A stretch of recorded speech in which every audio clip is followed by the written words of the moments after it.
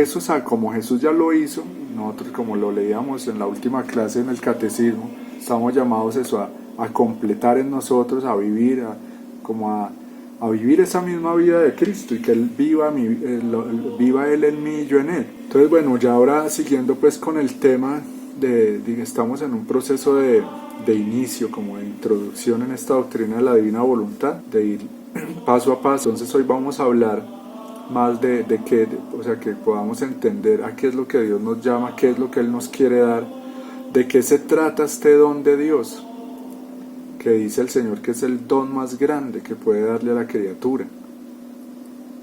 Imagínense eso, mediten en eso, el don más grande que Dios nos puede dar. Si ya nos ha dado dones inmensos, infinitos, como ya lo he dicho varias veces, que hacen como una competencia entre ellos, en valor, en altura, en importancia.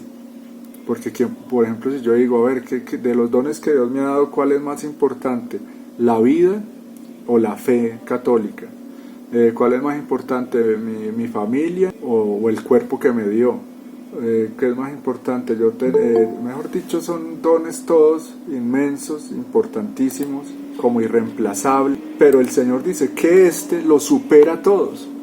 Ahora hablemos del don de la redención. Imagínense, el darnos su sangre, el don de la Sagrada Eucaristía, el don de la Santísima Virgen María, es que son dones inmensos, o sea, que solo Dios puede dar, que cada uno es infinito, de un valor infinito con el que no podríamos pagar de ninguna manera ninguno de estos dones, no hay forma de pagarlos, no tienen precio.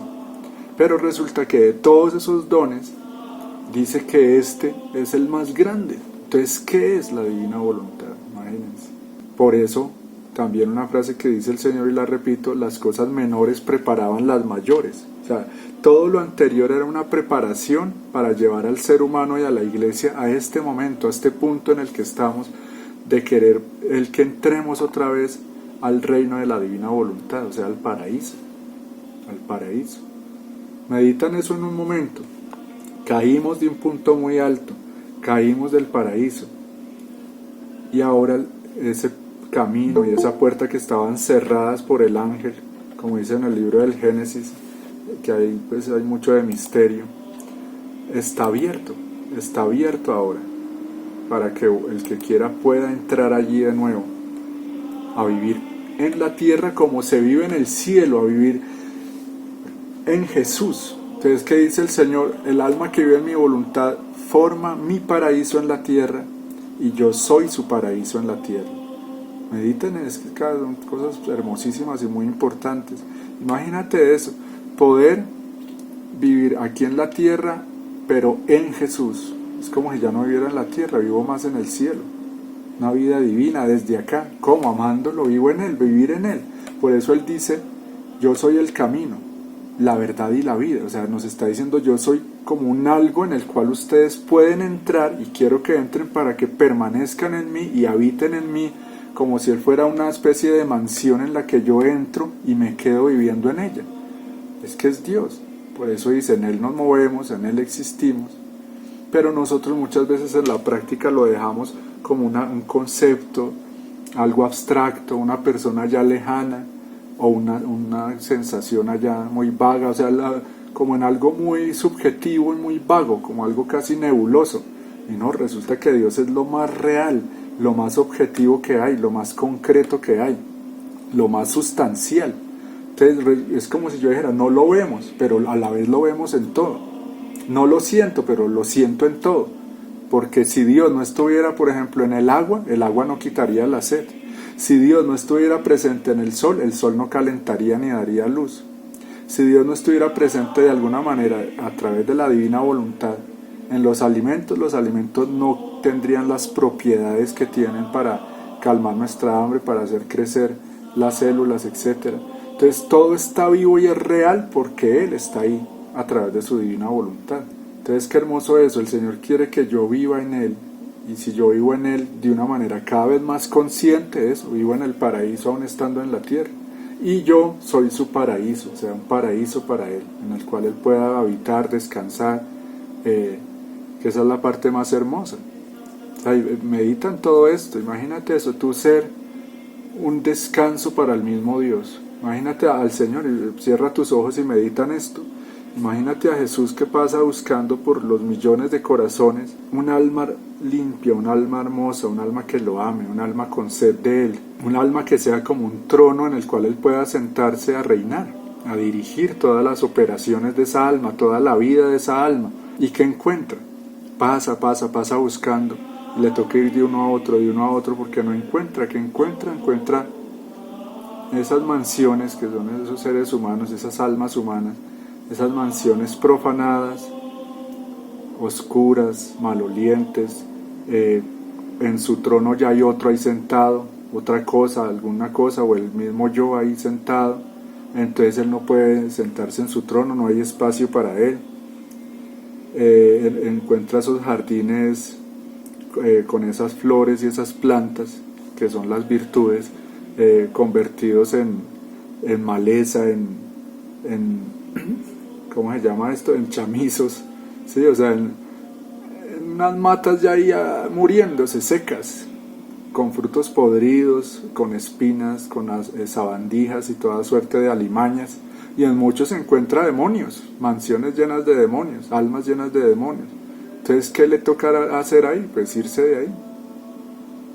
Almas en pecado mortal, ahora en su iglesia, digamos, almas que habitualmente o casi siempre están luchando por estar en gracia, pero encuentra muchas cosas muy humanas, ¿sí? Encuentra temores, desconfianza, apegos, uno que otro idolillo, cositas ahí que no lo dejan estar a gusto. Entonces, ¿para quién es esto, hermanos? ¿Para qué tipo de almas es esto de la divina voluntad? Para esas que Él sí quiere por fin, en las que Él se sienta a gusto, o sea, almas amplias, luminosas y hermosas, porque viven en su voluntad, porque quieren lo que Él quiere, porque están pacificadas, porque viven ya en función no del yo, sino de Él, y por lo tanto también de ayudar a salvar almas, ¿sí? Almas que se mueven por lo que Él se mueve, que tienen sus mismas intenciones. Entonces ya le empieza a encontrar ahí su reino, su paraíso, sus amigos, sus esposas. Lean los libros y conociendo a Luisa Picarreta nos hacemos una idea de qué es eso, ser un paraíso para Jesús. Ella lo era. O sea, una amante verdadera, una amiga verdadera, una esposa verdadera de Jesús, que lo conocía, que sabía lo que le gustaba, lo que no le gustaba, que sabía cómo consolarlo, así como debe ser una buena esposa con su esposo, que lo consiente, que lo satisface, que como que ella le calmaba sus heridas, le aplacaba su ira cuando llegaba de recorrer el mundo y tanta porquería. Entonces ella lo ayudaba como a aplacar, ¿sí? Como a consolar a Jesús.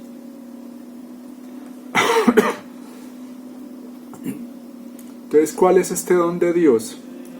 Es su misma voluntad divina, omnipotente, eterna, santísima. Eso es lo que Él nos quiere dar, su misma voluntad. Cumplir los mandamientos, hacer lo que Dios quiere, aceptar resignados y con paz lo que permite o dispone, es hacer su voluntad, y es necesario para salvarnos, pero es demasiado poco para el amor que nos tiene. Dios quiere que seamos como Él, a su semejanza. Entonces mira esto tan importante, aquí nos está diciendo, bueno, ¿qué es hacer la voluntad de Dios? Cumplir su voluntad, cumplir sus mandamientos, es como recibir con paz, con resignación lo que Él permite, es hacer obras de caridad, frecuentar los sacramentos, todo eso son cumplir su voluntad, ¿sí? Tratar de portarnos bien, estamos haciendo su voluntad, pero dice que eso es poco, Él quiere algo más, algo mucho más grande. No solo que hagamos esas cosas buenas, sino que vivamos en Él. Es otra cosa, es a otro nivel. Aquí más adelante lo vamos a ir descubriendo. No es ya vivir como siervos que cumplen las órdenes del patrón, sino que es vivir como hijos en la casa del Padre. Si van entendiendo la diferencia, si alguno quiere ir preguntando algo, puede decir algo. Pues le prende el micrófono y pregunta, o que preferiblemente al final dejamos para las preguntas para yo no interrumpir aquí los videos. Pero si es algo así puntual o esto, anótenlo para que no se les olvide. Si tienen alguna pregunta, a veces y pasa el tiempo puede ser que se les olvide, entonces es mejor ir anotando. Entonces Él quiere que vivamos con Él en perfecta comunión de vida y poder decir como Él al Padre, como Jesús le dijo al Padre, todo lo mío es tuyo y todo lo tuyo es mío. O sea, es llegar a ser verdaderos hijos de Dios, hermano. No como andan diciendo por ahí este señor, que ya uno no sabe ni cómo llamarle, ni qué especie extraña es, pero ustedes saben a quién me refiero, el que anda por ahí disfrazado de blanco. Este señor, no, todos somos hijos de Dios, cualquier criatura es hija de Dios, y vuelvo a repetir esa mentira. No, está desmintiendo el credo. ¿Qué decimos en el credo de los apóstoles, que resume la fe católica? Dice, creo en Jesucristo, su único Hijo, nuestro Señor, nacido del Padre antes de todos los siglos. Atención a esto que les voy a explicar ahí brevemente, que ya lo he repetido aquí en los anteriores videos, pero para que les vaya quedando las cosas. Si Dios solo tiene un Hijo, y por eso Jesucristo se llama el unigénito del Padre, entonces ¿cómo así que todos son hijos de Dios? Entonces los verdaderos hijos de Dios, y lo dice en el prólogo de San Juan, en el Evangelio de San Juan, dice, a los que creyeron en Él, en su nombre, o sea en Jesucristo, se les dio potestad de llegar a ser hijos de Dios. Entonces no se ha manifestado lo que seremos. Los verdaderos hijos de Dios son Cristo, los que se dejan transformar en Jesús, ¿sí? Los que pueden llegar a decir así y viven de esta manera, todo lo mío es tuyo y todo lo tuyo es mío. Entonces todos somos criatura de Dios, pero los hijos de Dios podríamos decir que hay unos que están en proceso de serlo. Desde el bautismo recibimos el injerto de la vida divina, o sea, y entonces todo eso es doctrina de la iglesia, somos adoptados como hijos de Dios en Jesucristo. Pero ya sabemos que el bautismo no basta, esa es la entrada, o sea, esa es la semilla, digamos, yo recibí la semilla para llegar, si la dejo crecer en mí, esa vida divina, llego a ser un hijo de Dios. Pero no es que por el bautismo ya mágicamente entonces soy hijo de Dios, pero ahora no todos, cualquier persona que lleva una vida de porquería, que vive como un enemigo de Dios, que vive como un hijo del diablo, entonces es hijo de Dios. Es una gran mentira satánica. Si a Jesús lo mataron fue por eso, por afirmar que era el hijo de Dios. ¿Por qué los fariseos le cogieron tanta rabia al Señor y tantos deseos de matarlo? Porque afirmaba que era el hijo de Dios. Y resulta que entonces ahora cualquiera diga, sí, yo soy hijo de Dios. No, si tú eres hijo de Dios, empecemos porque vivas reconociendo a Dios por Padre. Si tú reconoces a Dios por Padre y buscas agradarlo y buscas conocerlo y complacerlo, pues estás en camino de ser un hijo de Dios. En todo hay eso, hay falsos, hay tibios, hay infiltrados, hay verdaderos, otros que están luchando por serlo. Todo pasa eso. Entonces mucho más en la iglesia católica eso, hay verdaderos católicos y falsos católicos. Hay quienes luchan por ser verdaderos hijos de Dios y quienes no lo son y nunca lo van a llegar a ser. Entonces meditemos en eso, o sea, hasta dónde yo vivo como un hijo de Dios que pueda llegar a decir todo lo mío es tuyo y todo lo tuyo es mío. Miren lo que dice aquí el Papa Benedicto XVI, dice, el sí de nuestra voluntad a la suya abarca entendimiento, voluntad y sentimiento en el acto único del amor. No obstante, este es un proceso que siempre está en camino. El amor nunca se da por concluido y completado. Se transforma en el transcurso de la vida, madura y precisamente por ello permanece fiel a sí mismo. Lo que estoy diciendo es un proceso, llegar a esto, llegar a esa unión, llegar a ser verdadero hijo de Dios, no es algo mágico. Es un proceso que siempre está en camino, nunca se puede dar por concluido, como lo que se dice ahora, ¿no? Yo soy remanente, tú eres o mi grupo, somos remanentes, no, eso no está concluido, nadie puede decir que ya está salvo, o que ya se convirtió del todo, o que ya está confirmado en gracia. Por ahí he escuchado de un padre que explicaba eso estos días por ahí en un video, hablando de que es peligroso creerse o proclamarse que de los remanentes, porque y explicaba que según el Concilio de Trento puede uno caer en excomunión por eso, por esa falsa presunción. Puede ser uno excomulgado por eso, por creer que uno ya es o que ya está. Imagínense, es peligrosísimo. Es un engaño, es soberbia. sea, la verdad es que estamos luchando, no somos seres concluidos, no estamos acabados ya. Sí, lo que siempre se ha enseñado, o sea, los malos pueden en cualquier momento convertirse y llegar a ser santos. Hasta los más malos, los masones, los satánicos, alguno hay por ahí que puede llegar a ser un santo. Y de los que ahora parece que son muy buenos, cualquiera de nosotros puede llegar eso, a caer y volver atrás y entregarse otra vez al mundo y condenarse. Dios nos libre. Entonces eso de que yo ya soy de los remanentes, hay que tener cuidado con esa soberbia espiritual, que es lo peor. El Señor permite cualquier otra cosa, pero la soberbia es lo que Él más busca, la manera de evitarnos eso. Querer lo mismo y rechazar lo mismo es lo que los antiguos han reconocido como el auténtico contenido del amor. Hacerse uno semejante al otro, que lleva a un pensar y desear común. Es decir, si yo amo verdaderamente a Dios, debo llegar a ese punto, querer lo mismo que Él quiere y rechazar lo que Él rechaza. Porque sí, muchas veces nosotros sí, yo amo a Dios, o decirle, Señor, yo te amo, pero en mi vida real yo sigo viviendo en mis caprichos, en mi querer, en mi voluntad. Entonces no lo amo de verdad. O sea, si yo lo amo de verdad, el proceso es ese, yo ir aceptando y amando y buscando su plan, vivir para Él, vivir en función de lo que Él quiere, no como las multitudes de falsos cristianos o católicos que buscan a Dios para que Él haga lo que ellos quieren, ¿sí? Para que Dios los complazca a ellos, para que Dios les dé el milagrito, el favorcito que están necesitando o el favorzote. O sea, están buscando a Dios como un medio, no como un fin. Nosotros aquí tenemos que aprender a buscar a Dios para unirme a Él, para ser como Él, para complacerlo a Él, para darle gloria a Él, no para que me aliviane la cruz, no para que me prospere, Él verá si me da o no me da, no para que me sane, ¿no? O sea, eso se llama la rectitud de intención, ¿no? Yo debo buscarlo a Él, por amor a Él. La historia de amor entre Dios y el hombre consiste precisamente en que esta comunión de voluntad crece en la comunión del pensamiento y del sentimiento, de modo que nuestro querer y la voluntad de Dios coinciden cada vez más. Miren esto tan importante que Él está diciendo ahí, está resumiendo todo lo que es esta doctrina de la divina voluntad y lo que es el plan de Dios con su esposa la iglesia.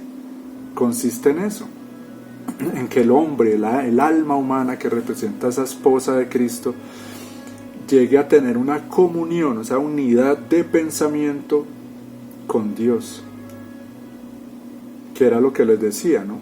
La clase anterior, en esas anteriores clases. Pensar como se piensa en el cielo, eso solo es posible si yo conozco la doctrina de la iglesia.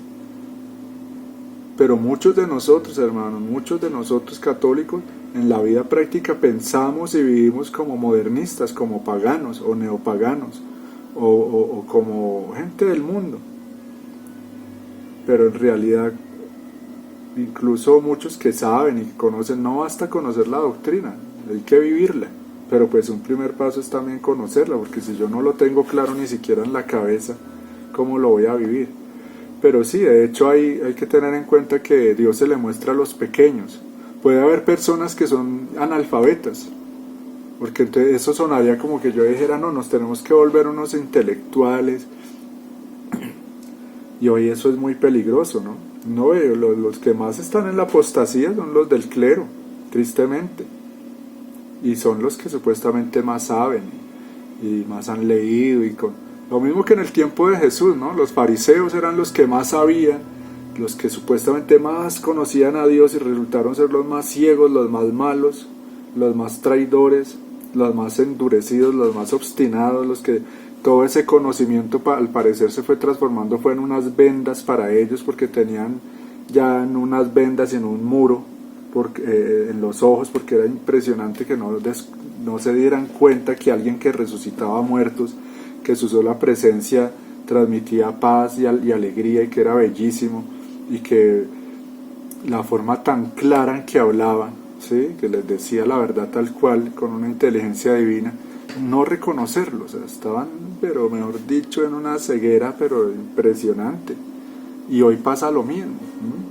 Hoy pasa lo mismo. Están los fariseos ahí rampantes planeando la muerte de la iglesia, o sea, del cuerpo místico de Cristo. Como en aquel entonces planearon la muerte de la cabeza, ahora están planeando la muerte del cuerpo de esa cabeza. Entonces la voluntad de Dios ya no es para mí algo extraño que los mandamientos me imponen desde afuera, sino que es mi propia voluntad. Esto lo dice el Papa Benedicto XVI en Deus Caritas Est. Súper importante, miren. Que los mandamientos me imponen desde fuera, o sea, esa voluntad, como decía ahora, del amo, del patrón, que yo tengo que obedecer y cumplir, pero que no lo puedo hacer todo el tiempo, sino que lo hago como quien cumple un mandado, lo cumplió y ya, cumplí, y ya después vuelvo a mi misma voluntad, ya después vuelvo a lo mismo mío. No, sino es un permanecer, ¿no? Como dice el Señor en el Evangelio, permanezcan en mi amor. Entonces ya no veo esa voluntad de Dios, ya no la tomo como algo desde afuera, sino que es mi misma voluntad. Yo quiero lo que Él quiere, vivo como Él quiere todo el tiempo, hago las cosas como Él las quiere, hasta acostarme a dormir con una intención divina, o sea, es Él el que viene a hacerlo en mí. Habiendo experimentado que Dios está más dentro de mí que lo más íntimo mío, más cerca de mí que mi propia sangre, crece entonces el abandono en Dios, y Dios es nuestra alegría. Y uno de los próximos temas que vamos a ver es el abandono en Dios, es súper importante. Crecer en el abandono en Dios es nuestra alegría. Eso, es un abandono, o sea, ya yo vivo en Él. Es como si yo me pusiera como un niño muy pequeñito que pues, cualquiera de nosotros eso le cabe perfectamente. Si el planeta Tierra cabe en la palma de la mano de Dios, imagínense de nosotros. Eso, ponerme en sus manos gigantescas de Padre que sabe lo mejor para mí, y ahí abandonarme, que no es la pasividad de no hacer nada, sino de un abandono, es una confianza que parte del conocimiento. Yo lo conozco, entonces como lo conozco me abandono en Él, que sé que es bueno y sé que me ama. Y como dice esa oración, que es muy bonita, dice: Padre, creo en tu amor por mí. Sí, meditemos en eso, que tanto crees tú en el amor de Dios. Crees porque lo conoces, o sea, es llegar a decir, yo sé, es que yo sé que Dios me ama, no yo siento, o a mí me parece, o quisiera que Dios me amara, o me han dicho por ahí que Dios me ama, o leí que Dios me ama, o en la Biblia dice que Dios es amor, entonces yo creo en ese amor. No, yo sé que Él me ama. ¿Por qué sé? Porque me lo demuestra todo el tiempo. Sí, porque a lo largo de mi vida eso, he visto cómo me ha rescatado, cómo me ha restaurado, cómo me ha protegido, cómo me ha alimentado, etcétera, etcétera. Cuántos milagros no nos ha hecho a todos nosotros cada día. Es un milagro. Entonces tenemos que basarnos en conocimientos, no en sentimientos. Yo sé que Él me ama, si a veces no lo sienta. A veces sienta que me está castigando, a veces sienta que me dejó solo, a veces siento que me está poniendo a prueba y me siento frío, no percibo ese amor, pero yo ya sé. Entonces, como yo ya sé, me abandono. En cambio, el que está basado en el sentimiento, entonces el día que no siento, entonces, ay, Dios no me ama, Dios está bravo conmigo, así no se lo diga, pero se abandona en ese sentimiento no se abandona en él, sino en sí mismo, o en la prueba, o en la tentación que el demonio le está poniendo. Porque eso, hay muchas cosas que van pasando en nuestra alma, cosas que sentimos, cosas que nos pasan, que Dios le permite al demonio. Son demonios los que están ahí. Cuando tú sientes turbación, miedo, desconfianza, son demonios. Y Dios lo permite para que el alma se coja más de Él, ore más, sea más humilde, para que reconozca que lo necesita, para que esté como en una actitud más de estar en guardia, para muchas cosas, para aprender. Entonces resulta siendo un entrenador. Los demonios están entrenando al alma. Por eso hay que creer en eso que afirma la palabra de Dios. Todo es para bien de los que aman a Dios.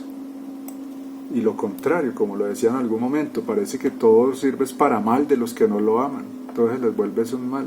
Son espadas de doble filo todo, como esto que está pasando en la iglesia. Alguien lo ve tal cosa, escuchó tal cosa y eso le sirve para reafirmar su fe, y a otro le sirve para perder la poca fe que tiene.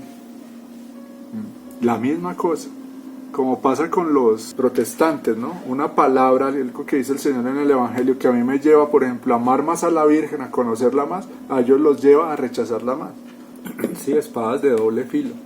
Historia de la divina voluntad. El hombre en el paraíso era uno con la Trinidad y participaba de la esencia del amor divino, es decir, poseía el don de la divina voluntad. Ahí con esa sola frase podemos quedarnos. Por eso es muy importante, hermanitos, que aprendamos a meditar, o sea, a no quedarnos con símbolos y palabras, sino ir dentro, penetrar en las verdades, aprender a vivir de significados, de esencias y sustancias, no de emociones ni de palabras, sino de los significados que hay en esas palabras. Repito esta frase porque ahí está todo. El hombre en el paraíso era uno con la Trinidad y participaba de la esencia del amor divino, el don de la divina voluntad. ¿Por qué es muy importante meditar en esto, tener claro en esto y volver siempre a este punto, o sea, volver a rumiar esta verdad? Porque a esto es que Él nos llama. Entonces, si yo tengo conocimientos de cuál era el estado, eso se llama el estado de la justicia original, el estado de la perfección. Adán en el paraíso antes de la catástrofe, ¿sí? La gran catástrofe es el pecado. Cayeron de muy alto a muy bajo. Nosotros no hemos entendido porque, claro, como no estuvimos allá, a la luz de estos escritos de la divina voluntad, donde viene el Señor a darnos nociones de cómo era ese estado de justicia original, para que lo deseemos, para que deseemos volver allá. Porque como lo explica el mismo Señor en los libros de cielo, todo lo que Dios creó para el hombre en ese paraíso, Él no lo retiró, ni dijo, ya cayeron, ya nunca les vuelvo a dar esto, lo perdieron ya. Dios no es así. El plan de Él se va a cumplir. Entonces, ¿qué pasó con todo eso? El paraíso de la divina voluntad, esa comunión, ese estado de perfección y felicidad absoluta. Son bienes infinitos que no alcanzamos ni a imaginar qué es, ni cómo son, pero simplemente meditemos en esto, es el hecho de ser uno con Dios. ¿Qué más quieren? ¿Qué se sentirá? Decía yo por ahí algún día, ¿qué se sentirá ser Dios? Un voltaje altísimo de amor, de potencia, de alegría, de gloria, o sea, ser divinos. Entonces Dios nos hizo divinos, caímos de ese punto altísimo a un hueco, y todo esto que ha pasado en estos 6.000 años ha sido la pedagogía de Dios de llevar al hombre otra vez allá, irlo subiendo otra vez, para que vuelva a tomar posesión de esos bienes, de esa herencia. Entonces el Señor explica eso en un capítulo. No es que yo haya dicho que esos bienes ya los retiré y ya los escondo ya, o los destruyo y nunca le doy ya nada más al hombre, porque ya la embarró, ya cayó, ya de malas. No, Él no es así como nosotros, sino que dijo como que los tiene en suspenso, como esperando a esas almas que, viviendo en la divina voluntad, Él pueda irles dando todo eso otra vez. Y claro, nos lo va dando poco a poco, porque Dios es muy sabio. Entonces viene ese ejemplo de la herencia, ¿sí? Unos papás riquísimos no le van a dar una millonada a un hijo adolescente o a un hijo niño o a un hijo inmaduro, que puede ser ya un viejo, pero puede ser un estúpido. Entonces no le pueden dar nada porque ahí lo despilfarra y lo que hace es daño a sí mismo. Ni siquiera lo grave es que despilfarre esos bienes, sino el daño que se va a hacer a sí mismo.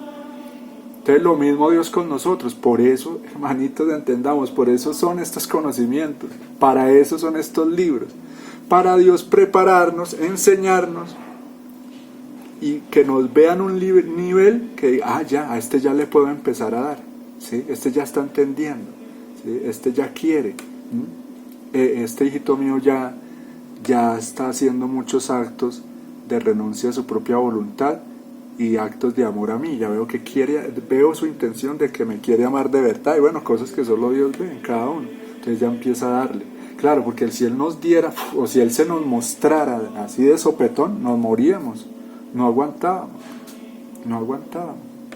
Entonces es de a dosis, de a sorbos, que Él se nos va mostrando y nos va dando. Bendito sea el Dios y Padre de nuestro Señor Jesucristo, que nos ha bendecido con toda clase de bendiciones espirituales en los cielos, en Cristo, por cuanto nos ha elegido en Él antes de la fundación del mundo, para ser santos e inmaculados en su presencia en el amor, eligiéndonos de antemano para ser sus hijos adoptivos por medio de Jesucristo, según el beneplácito de su voluntad, para alabanza de la gloria de su gracia, para alabanza de la gloria de su gracia con la que nos agració en el amado. Efesios 1, 3, 6, tremendo. Miren, toda la grandeza, la riqueza de este texto es infinita. Acá nos toca, y como para ir avanzando, pasar por encima muchas cosas, pero acá nos podríamos detener.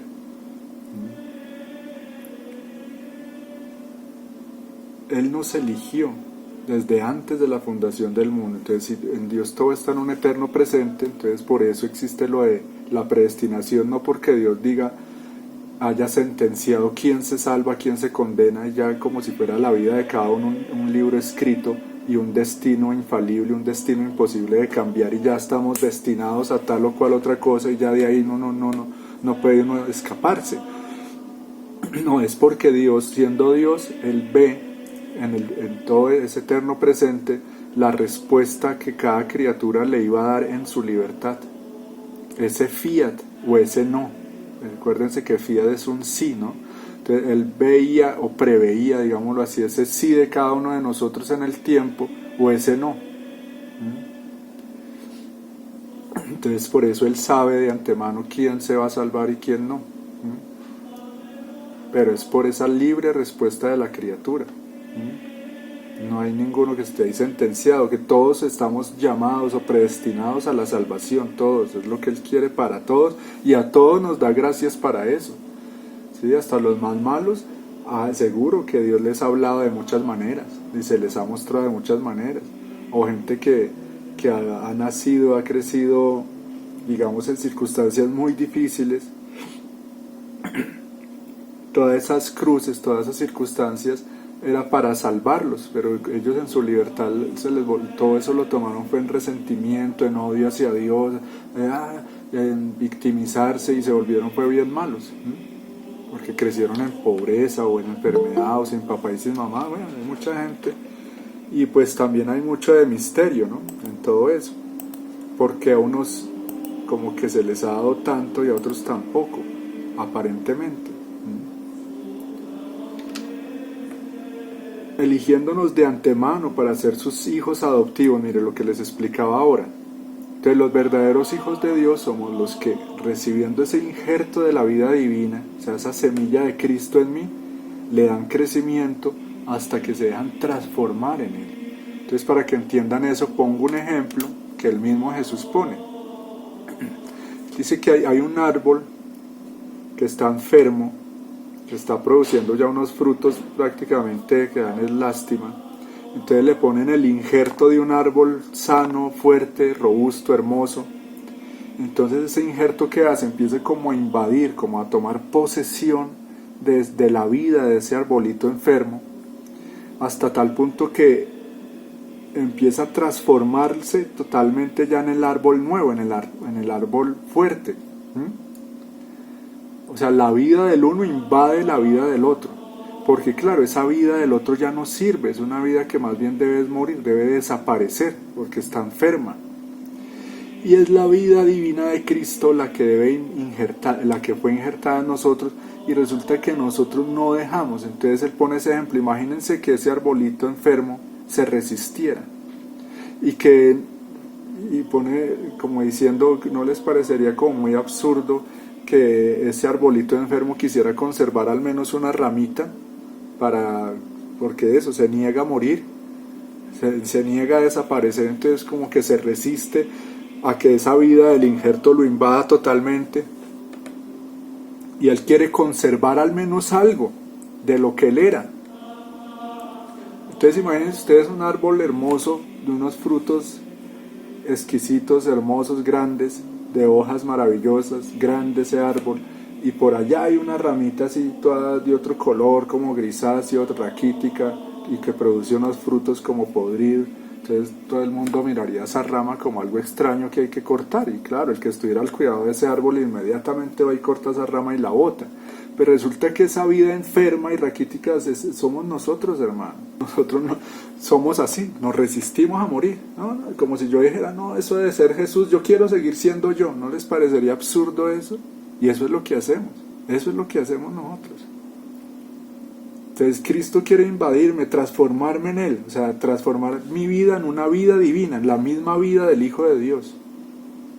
Y yo no lo dejo, yo me resisto, yo no quiero desaparecer. Porque el Señor en el Evangelio dice, renuncia a sí mismo, el que no desprecia su vida en este mundo. Entonces vuelvo y repito ese ejemplo también, somos un recipiente, ese recipiente con la forma de Dios, que quiere el Señor llenarlo de Él, de sí mismo. Pero nosotros lo hemos llenado de otras cosas. Entonces, ¿qué tenemos que hacer? Dejar que Él nos vacíe, nos desocupe para llenarnos de Él. Entonces Él se vale de muchos medios. ¿De qué manera Él me está vaciando de mí mismo? ¿De qué manera me está desocupando este cáliz que es mi vida, mi cuerpo, mi alma, para que siendo un cáliz ya limpio, vacío de sí mismo, Él lo pueda llenar? Entonces muchos de nosotros estamos llenos de nosotros mismos, entonces Él no puede estar ahí. Entonces pídele al hermanito y hermana, pídele al Señor en tus oraciones, pídele eso, Señor, vacíame de mí mismo y lléname de ti. El vaciamiento de sí mismo, eso yo no me lo estoy inventando, eso no es nada nuevo, eso lo han enseñado la iglesia, los santos siempre, o sea, el desaparecer, ¿no? ¿No es eso lo que dice Juan Bautista? Conviene que yo disminuya para que él, ¿sí? O sea, que yo me hago a un lado para que Cristo se manifieste en mí. No es fácil, no es nada fácil, ni es mágico, es un proceso. Precisamente por eso, porque le hemos dado mucho crecimiento al yocito, al viejo hombre. Pero imagínense, y porque hemos crecido ya en una iglesia falsificada, modernista, en unas familias, no sé, de pronto no los conozco a ustedes, pero la mayoría hemos crecido en familias que no son santas. Pero imagínense ustedes un niño que desde niño le muestran la verdad, tal, claro, obviamente, le alimentan la semilla que recibió desde el bautismo, le dan todo el tiempo alimento y abono a esa semilla de la vida divina. Claro, llegan a ser otro Cristo, que fue lo que pasó en varios santos. Miren ustedes, por ejemplo, Santa Teresita del Niño Jesús, los papás de ella, pues 2 santos. Y varios santos eso, han tenido papás santos. Entonces, claro, muy diferentes los que hemos crecido, digamos, en unas condiciones más normales, digámoslo así, con familias de pronto desbaratadas o que no son bien organizadas o de buenos católicos, en fin. Entonces, claro, se nos pasó la vida, crecimos, nos hicimos viejos y el que creció ahí fue el yo, pero no Cristo en mí. O tenemos un poquitico de Él, o sea, ese injerto dejamos que por ahí invadiera un poquitico de nosotros. Entonces tengo algunas ramitas por ahí que producen uno que otro fruto bonito, pero el resto también tengo un poco de ramas feas que producen frutos amargos, que son los vicios, las pasiones, ¿sí? Y cuando hablo de vicios, no me refiero al trago, a la droga, ¿no? Vicios son muchos. Lean el libro del Tratado de las Virtudes y los Vicios y verán cuántos vicios hay, de Concepción Cabrera de Armida. Vicio es la vanagloria, empezando por la soberbia, el orgullo, la vanidad, la impureza, la murmuración, esos vicios del alma, ¿sí? La comodidad es un vicio, el amor propio, que es un vicio tremendo, ¿sí? Etcétera, etcétera, etcétera, etcétera. Son cientos de como 100 vicios por ahí salen de la lista que el Señor le dicta a él. Y lo mismo, las virtudes son muchas. Entonces sí, hermanos, lo que les vuelvo y les repito lo que les decía, el mundo no me necesita a mí, no te necesita a ti, necesita con urgencia a Cristo en nosotros. Pero estamos en unos tiempos en que, mire, ni siquiera el Papa muestra a Cristo, todo lo contrario. Un Papa o supuesto Papa que arroja tinieblas, confusión, que está cambiando y poniendo todo al revés. Miren este esquema aquí hay resumidas muchísimas cosas muy importantes. Historia del amor divino, hay varios esquemas así parecidos, pero aquí nos resume eso, como la historia de la salvación, los tres fiat. Entonces el primer fiat que se le atribuye a Dios Padre comienza con el fiat lux y es la creación. En la creación estaba el don de la divina voluntad, en Adán y Eva lo poseían, ¿sí? Luego por el pecado lo pierden, como dice en las revelaciones de Santa Catalina de Emmerich, si no estoy mal, o de María Valtorta, yo no recuerdo bien cuál de las dos porque se parecen. Explica cómo nuestro Señor Jesucristo, el Verbo, el unigénito, el único Hijo del Padre, él sí tenía que venir a la tierra y hacerse hombre, manifestarse a los hombres y vivir en medio de los hombres en el plan divino, en el plan original. Pero si no hubiese sido por el pecado, por la voluntad humana, etcétera, etcétera, entonces él hubiese venido como rey a recibir alabanza, adoración, o sea, un reino, algo espectacular, como va a ser en el milenio, algo parecido, ¿sí? O sea, a ser feliz en medio de los hombres, a ser adorado. Pero como por el pecado, entonces él tuvo que encarnarse, y ya sabemos, a ser ese el rey de burla, a que lo crucificáramos, a sufrir, a padecer. Y ese es el segundo fiat, que es la redención. Entonces se le atribuye a Dios Hijo. Así como el primero comienza con un fiat, el fiat lux, hágase la luz. El segundo comienza con el fiat de la Santísima Virgen, hágase en mí, según tu palabra. Es la redención, y ahí como ese remedio y ese don que viene ya para comenzar, como les decía, ese proceso de restaurar al hombre y llevarlo de nuevo al paraíso de la divina voluntad, es la gracia. Es ese gran don que recibimos por los méritos de Jesucristo, la gracia. Entonces la gracia, podríamos decir, es la amistad con Dios y ese algo de divino que viene de Dios mismo para llevarnos a Él, ¿sí? para que regresemos a Él. Entonces ya sabemos que sin la gracia el hombre no puede cambiar, no puede orar, no puede agradar a Dios. O sea, todo es por gracia de Dios, todo el bien que yo pueda hacer es por gracia de Dios. Pues la Santísima Virgen María pues es la llena de gracia, que la tiene a desbordar, por eso no la participa, no la comunica, nos alcanza esa gracia y esas gracias. Entonces las gracias es otra cosa, ¿no? Por eso en el Ave María no hagan como las personas que les gusta cambiar las oraciones. Llena eres de gracias, no, es llena de gracia. Y no es bendita tú eres, el Señor está contigo. Hay unos que dicen el Señor está contigo, cambiando, no, el Señor es contigo. Es muy diferente ser que estar. El ser es algo más sustancial, más eterno, más importante, digámoslo así. Es lo que ya es, no dónde está ni con quién está, no, Dios está contigo, no, es contigo, o sea, está dentro de ella, vive en ti, precisamente por el don de la divina voluntad.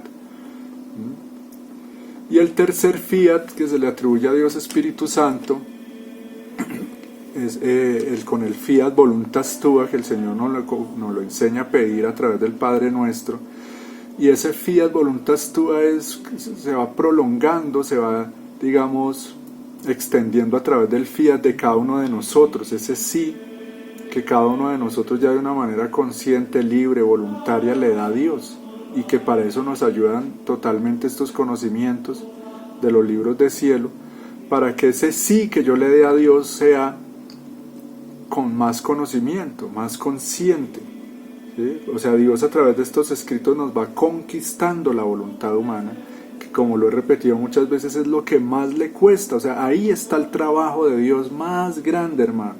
O sea, algo que le cuesta, escuchen esto, más que la redención, que fueron 33 años sufriendo cosas que solo Dios podría sufrir, porque no piensen que la pasión de Cristo fue solo el jueves y viernes santo.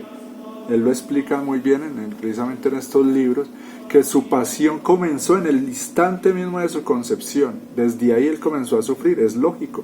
Imagínense cómo no será un sufrimiento, Dios siendo Dios, ¿qué se sentirá ser Dios?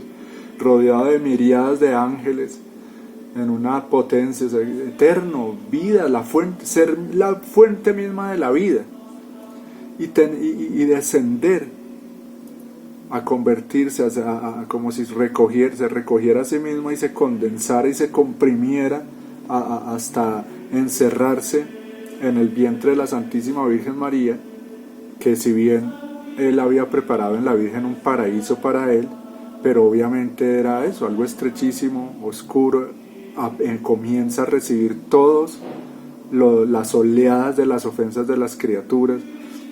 Él explica todo eso en los libros de la Divina Voluntad, todo lo que sufría el niñito Jesús, desde que estaba ahí en la barriguita de la Virgen, sufría cosas infinitas, impresionantes, empezó a ser ya coronado de espinas desde ahí, por los malos pensamientos, etcétera, etcétera, etcétera. Entonces, imagínense que este tercer fiel le cuesta más. Claro, entonces pongámosle lógica, imagínense lo que le cuesta a él ese trabajo con cada uno de nosotros, con cada almita de tantos siglos, tantos millones, y con lo necios que somos, con los testarudos que somos, o sea, Dios tiene una paciencia y es Dios. Entonces, cuántos pecados perdonados, cuántas enseñanzas, cuántas gracias, cuántas traiciones tiene que recibir. O sea, todo lo que implica, a mí me gusta meditar en ese tercer fiat, todo lo que implica ese trabajo de Dios con el ser humano, porque es que no podemos perder, hermanos, de vista eso. Nosotros somos la obra. O sea, tú eres una obra de Dios y lo que está pasando en ti, Dios lo está haciendo. O sea, somos su obra maestra, hermano. La creación del universo, dice el Señor, esto es más, o sea, cada ser humano y cada alma, ese Dios estar formando a los verdaderos hijos de Él, es una obra más grande que la de la creación y la de la redención. Es lógico, es hermosísimo, es algo grandísimo. O sea, lo que Él quiere hacer en el ser humano es eso, es que Él lo explica, cada persona, cada alma, vale más que 1000 soles, que 1000 planetas tierras. ¿Por qué? Porque es que todo eso es pasajero, todo eso es temporal, todo eso es material, es un universo material, pero el alma del ser humano es inmortal y tiene ese algo de divino.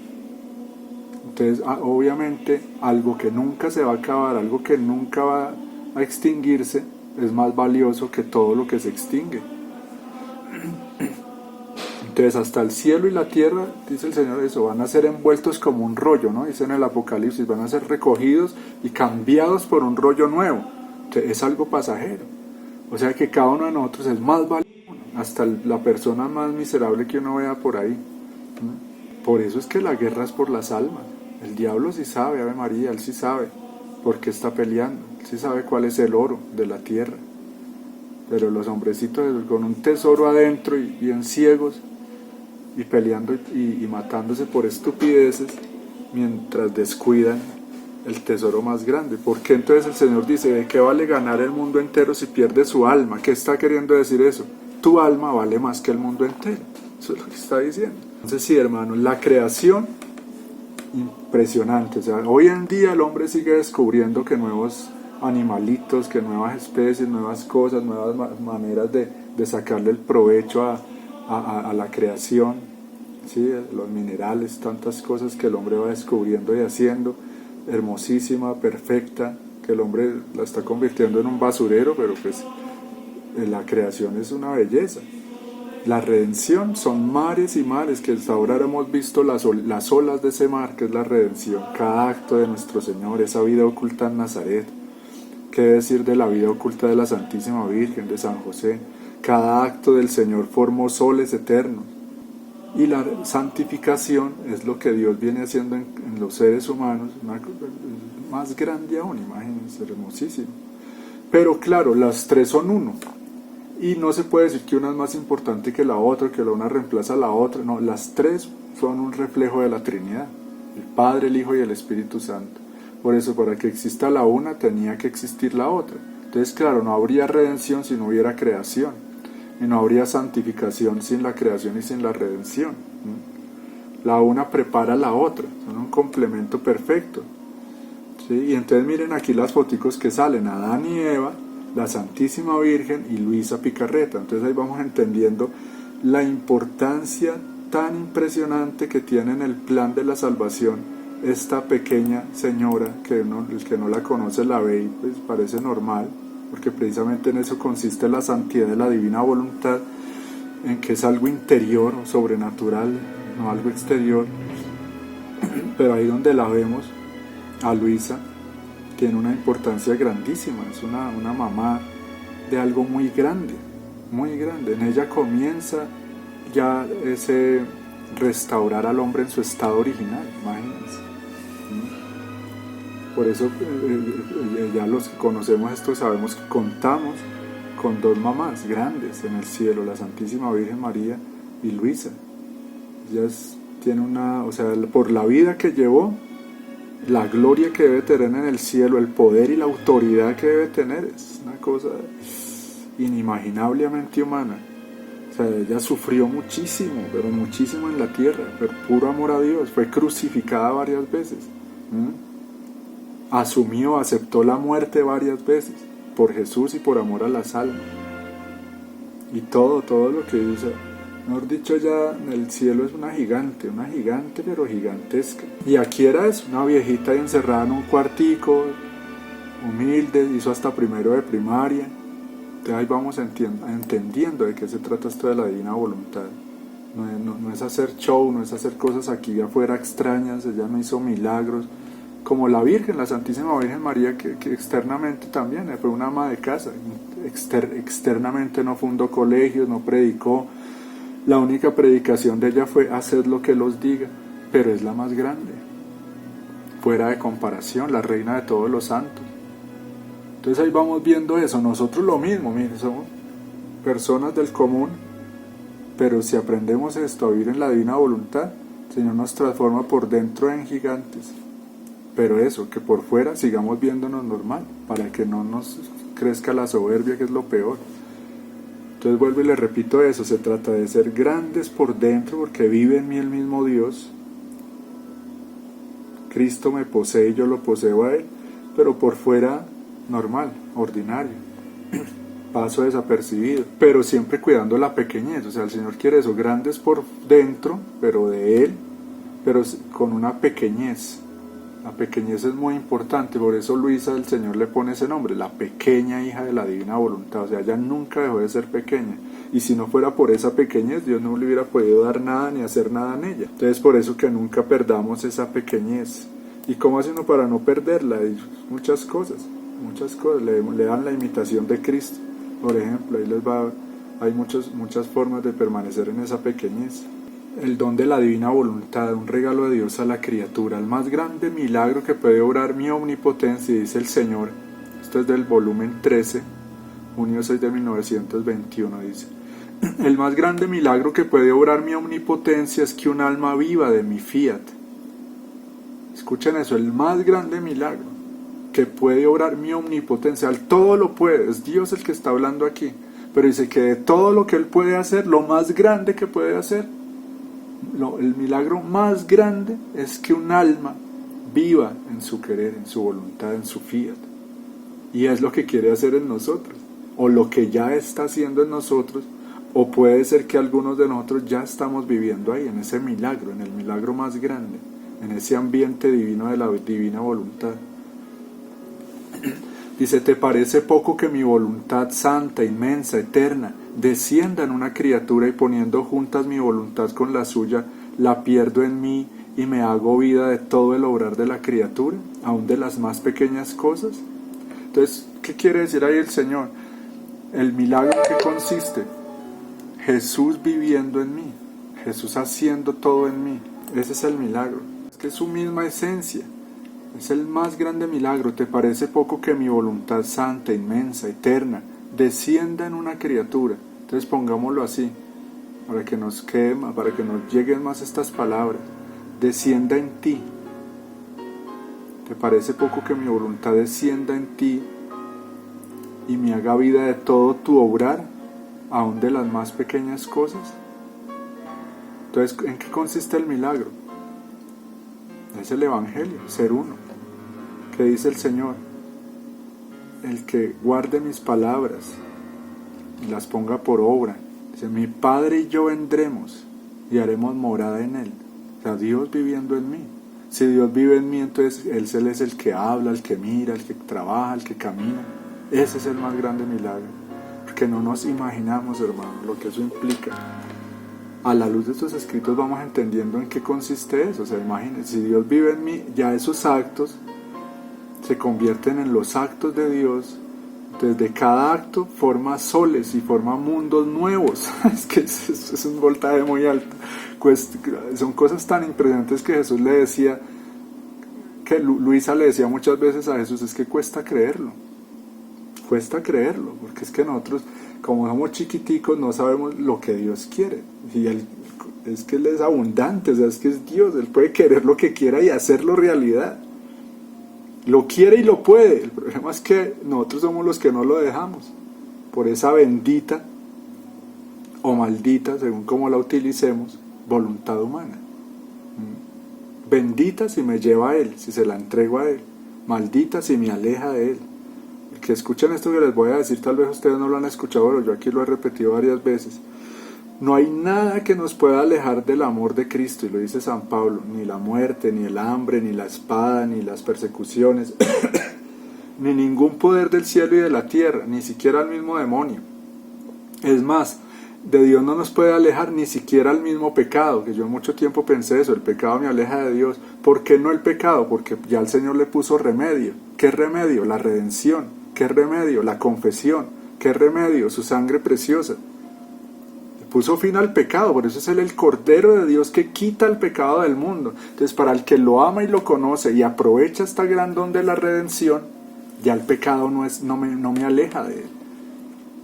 Porque caigo, soy débil, le fallo, pero sufro, me arrepiento, me confieso, entonces no me alejo de Él.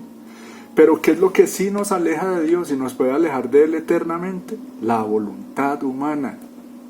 Hay gente que está alejada de Dios porque no quiere acercarse a Él, no le interesa, no quiere.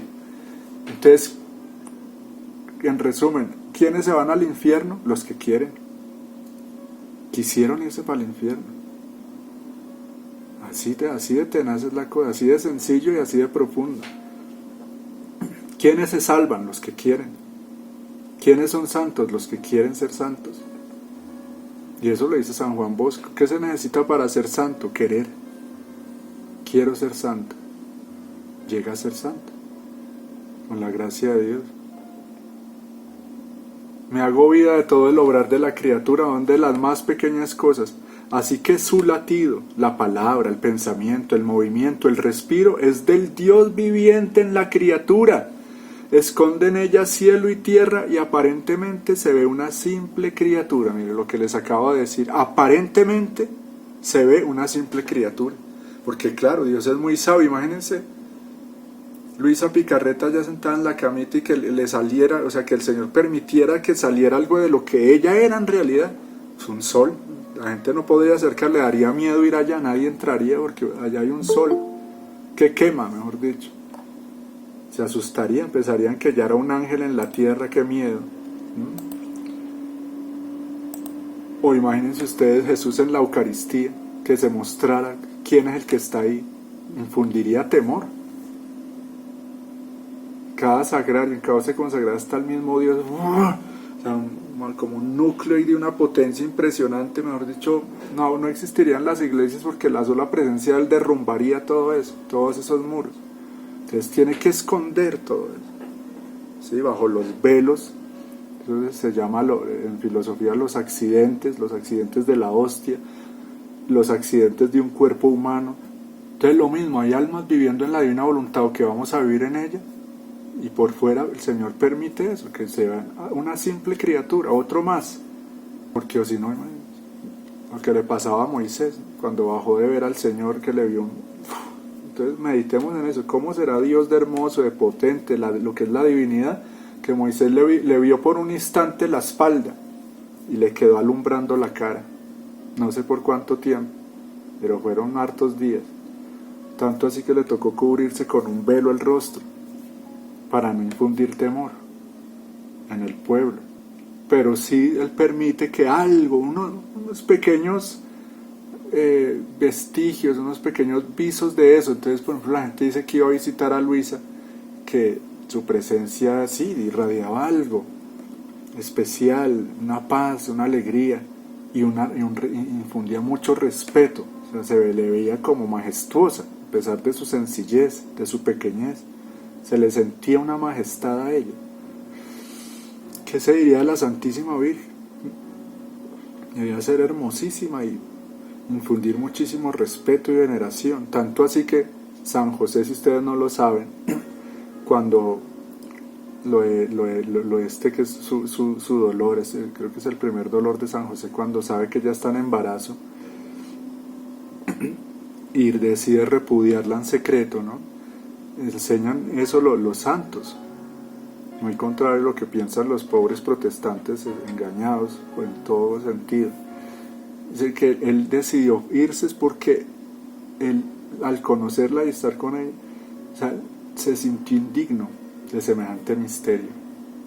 O sea, en ningún momento dudó de ella ni de su santidad, no.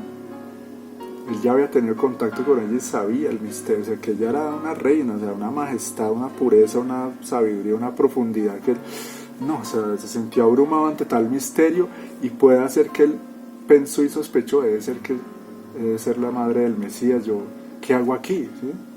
O sea, Dios mío, esto es impresionante, o sea, yo creo que él entró en un estado muy, sí, de confusión, pero ahí en la humildad y en el sentir él como de desconfiar y dudar era de él, no de la Virgen. ¿Sí ven la diferencia de esa versión? No lo que dice, no, pues usted dijo, me fue infiel, quién sabe qué se imagina. Son estupideces de racionamientos hay humanos que todo lo van humanizando, ¿no? Como muestran las peliculitas por ahí que nos venden versiones muy distorsionadas, muy humanizadas, tanto del Señor como de la Virgen, de San José. De la Virgen allá llorando, teniendo el niño Dios como una mujer cualquiera ahí botada en el piso, como sufriendo y descansando después en la dieta. Que dicen en los libros como la mística ciudad de Dios, los libros de la divina voluntad, tal cual confirma. Nace el niño Dios, la Virgen en éxtasis arrodillada, llena de luz, y sale como un rayo de luz del vientre de la Virgen y lo reciben nada más y nada menos que San Miguel y San Gabriel y lo levantan como levanta el sacerdote la hostia en la misa para que lo adoren, levanta al niño Dios para que todo el universo lo adore. Así nació, y la Virgen nada de dolor, sino un gozo, una gloria, un júbilo impresionante. Y San José no vio porque estaba también en éxtasis, vio pero en el alma.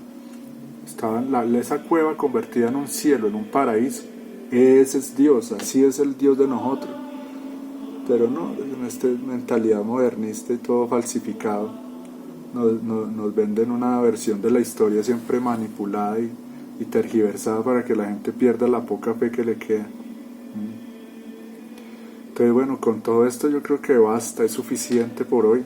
Démosle gracias al Señor y quedamos acá, vivir en la divina voluntad. Aquí nos empieza ya el Señor a ir clarificando aún más, porque esto ya hemos hablado, de esa diferencia entre el hacer la voluntad de Dios y el vivir en ella, que es lo que Él quiere ahora. Madre Inmaculada, te damos gracias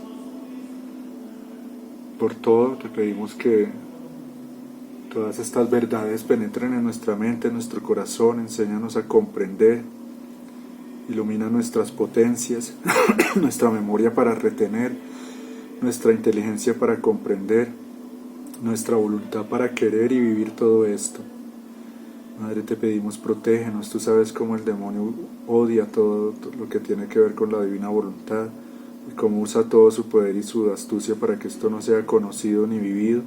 Por eso protégenos, te pido tu bendición para estos hijitos, sé tú la que los vaya guiando en esta vida espiritual, para que sean cada vez verdaderos hijos de Dios, para que puedan aprovechar este tiempo de misericordia que aún nos queda, para crecer en esta unión con Jesús. Santos ángeles de Dios, ayúdenos, protéjanos, rueguen por nosotros. Espíritu Santo, ilumínanos y santifícanos. Amado San José, te ponemos en tus manos todas nuestras necesidades, te pedimos tu bendición, te pido tu bendición también para todas las personas y familias que hacen parte de esta misión a través de este canal, para que también a ellos les bendigas y los lleves de tu mano hacia el reino de la divina voluntad. Amén. San Miguel Arcángel, ilumínanos con tu luz, defiéndonos con tu espada, cúbrenos bajo tus alas. Amén.